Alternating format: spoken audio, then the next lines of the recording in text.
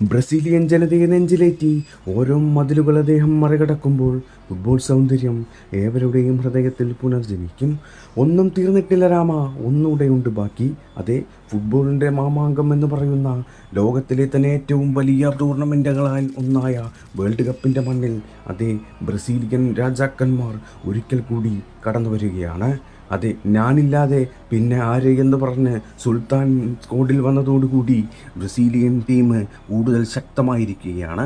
പന്താട്ടത്തിൻ്റെ ഗ്രൗണ്ടിൽ ഓരോ പുൽക്കടികൾ പോലും അദ്ദേഹത്തിന് വേണ്ടി എഴുന്നേറ്റ് നിന്ന് കൈയടിക്കുന്നത് നമ്മൾക്ക് കണ്ടു നിൽക്കേണ്ടി വരും.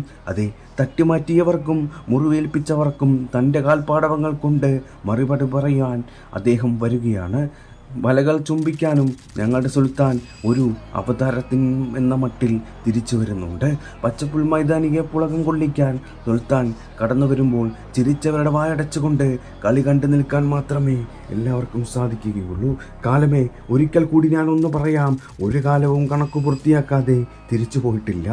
അഴകൊത്ത കാൽപ്പാടവങ്ങൾ കൊണ്ട് വിസ്മയിപ്പിക്കാൻ അദ്ദേഹം തിരിച്ചു വരുമ്പോൾ എല്ലാവരും ഒന്ന് കരുതിയിരിക്കുന്നത് നല്ലതായിരിക്കും.